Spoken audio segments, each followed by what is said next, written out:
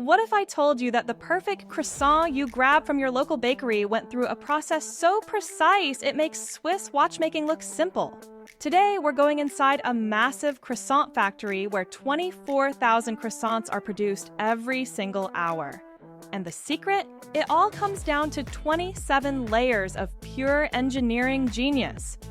If you're curious about how the things around us are really made, hit that subscribe button and ring the notification bell. We dive deep into manufacturing secrets every week. Let's dive into the secret world of industrial croissant production. Before we see those golden, flaky croissants rolling off production lines, everything starts with 4 simple ingredients: flour, water, yeast, and salt. But here's where it gets interesting. In a factory producing thousands of croissants per hour, precision is everything. The mixing process begins in massive industrial mixers that can handle 500 pounds of dough at once. These aren't your kitchen mixers. They're engineered to mix at exactly the right speed and temperature. First, ingredients combine at low speed for 3 minutes, then the speed increases for 8 minutes of intensive kneading. But here's the secret most people don't know. The dough temperature must stay between 75 to 78 degrees Fahrenheit. Too hot, and the yeast becomes overactive. Too cold, and the gluten won't develop properly. Industrial sensors monitor this constantly, adjusting mixing speed and even adding ice to maintain perfect temperature. After mixing, the dough enters a controlled resting chamber where it sits for exactly 30 minutes at 80 degrees with 75% humidity. This isn't just waiting time. The yeast is working, creating the foundation for what will become those perfect air pockets. Now comes the most critical component that separates a croissant from regular bread, the butter block. And this isn't just any butter, it's specially formulated industrial butter with exactly 82% fat content. Watch this massive butter conditioning machine. It's taking blocks of cold butter and working them into the perfect consistency, pliable enough to roll without breaking, but firm enough to maintain distinct layers. The butter temperature must be exactly 60 degrees Fahrenheit. 1 degree too warm, and it melts into the dough. 1 degree too cold, and it shatters. Here's something incredible. Each butter block weighs exactly 2.2 pounds and will create layers in 400 croissants. The machine shapes these blocks into perfect rectangles, and quality control checks every single one. Any imperfection means starting over, because imperfect butter means imperfect croissants. This is where the magic happens.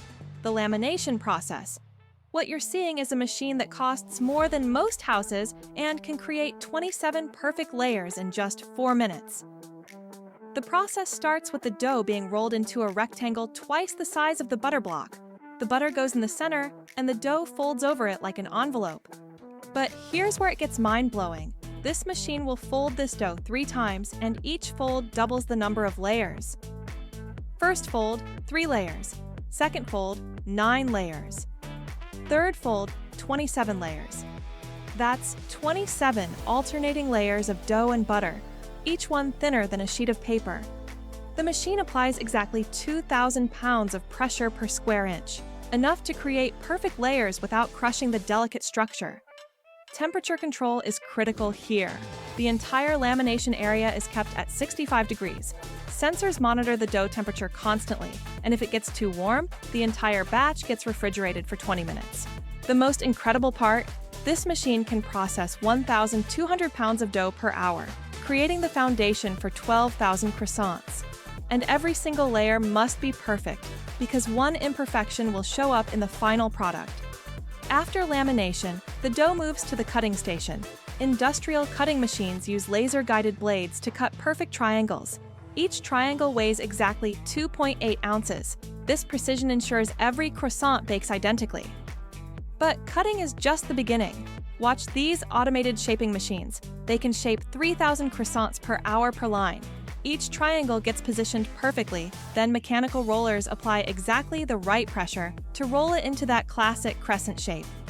Here's what's fascinating. The machine applies different pressure at different points. Light pressure at the tip to prevent tearing, medium pressure in the middle for proper rolling, and firm pressure at the base to ensure it seals properly. The entire shaping process takes 2.3 seconds per croissant. Quality control happens at every step.